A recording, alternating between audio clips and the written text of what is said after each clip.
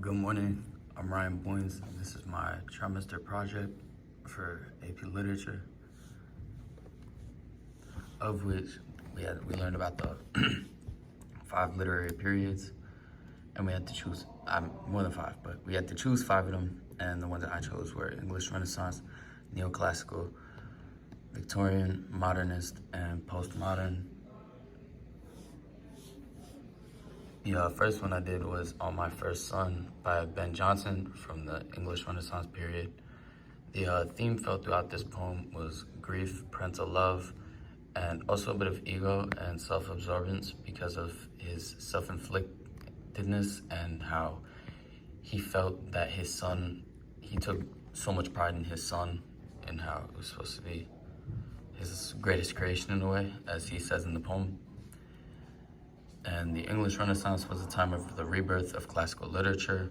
Personal emotions were very heavily involved, same as classical references, and it was very well structured. There was always great structure throughout. The quote I chose was, "Farewell, thou child of my right hand and joy. My sin was too much hope of thee, loved boy." And this shows how he holds a deep sorry from the loss of his son.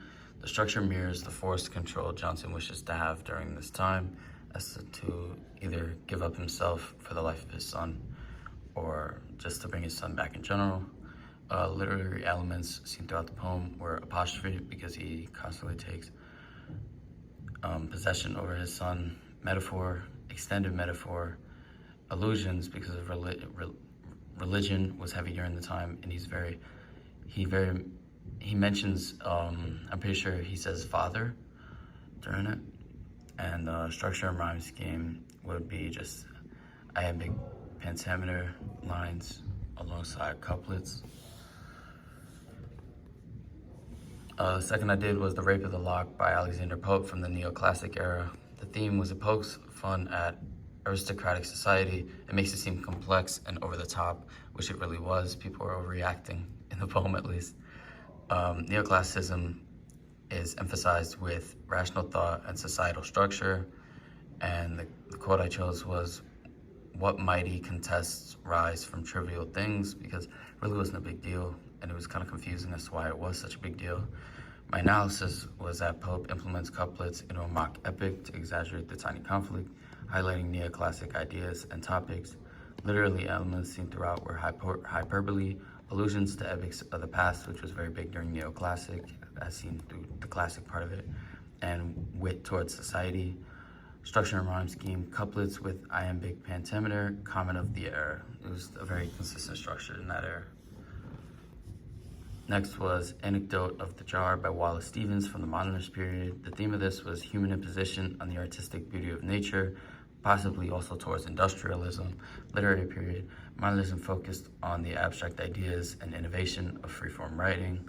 The quote I chose was, "The wilderness rose up to it and sprawled around, no longer wild," meaning it just eventually was able to adapt and absorb the jar in it. The analysis for me was, the jar's human interference changes the chaos nature already ensues. It directly reflected the modernist ideas of perspective and how to view things in terms of humans interfering on the natural beauty of the world. Literary elements I saw were symbolism, as the jar was nearly humans in general, imagery, personification, as the jar was pretty much humans, structure was freeform, no scheme, as was the modernist and postmodern periods. One Seaside Grave was my next from the Victorian era. The theme was loss, mourning, and time passing. Victorian literature focused on emotions, religion, and morality. The quote was, "Fret not, it is but a little space, and time will reunite us face to face." The analysis was, Rossetti goes to hope for eternal life after death, and a reunion after death is extremely reflective of the Victorian qualities I've mentioned. Literary elements, repetition, emphasis, religious imagery, alliteration. Structure, there was an ABAB rhyme scheme aligned with the theme of Victorian writers to make their poems nearly seem as if they were writing songs. And then I did I Have a Time Machine by Brenda Shaughnessy, which was postmodern. The theme was memory, reflection, and regret. Time subjective and fluid in this piece. Literary period postmodern focused on playful work and questioning their own reality.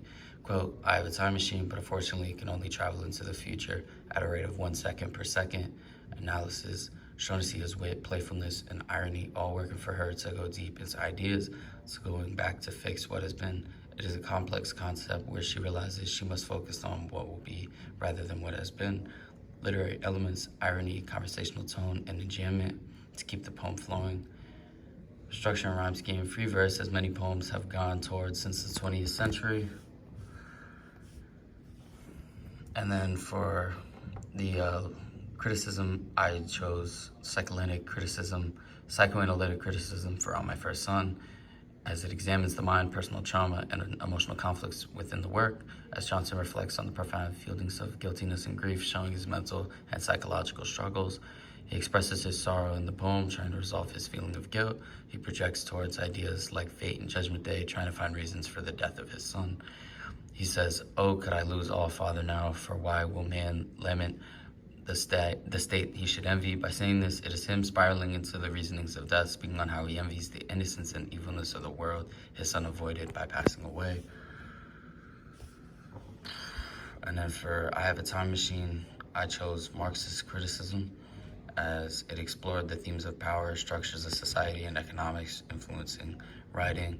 Shaughnessy's work gave an indirect critiquing of the social constraints and pressures brought from social classes that shape people's lives and perceptions of life in a time. Within it, the time machine can symbolize the control of society over a person's time fighting capitalism, where those trying to get by spend so much time and lose so many opportunities.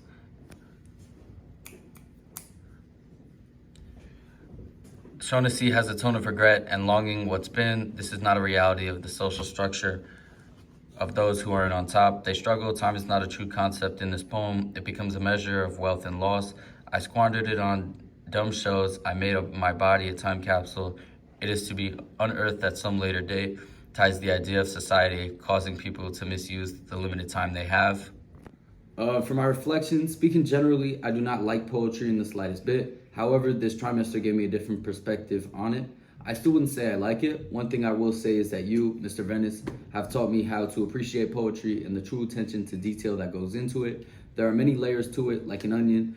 I definitely enjoyed when the class would dissect poems and assign certain tasks to pick what we were going to do and have a full discussion on it. From literary periods to critical theories, I feel far more enlightened into the lore of poetry. I also feel very sharpened with my knowledge of literary elements, as that was also a key to the curriculum. And yeah, thank you.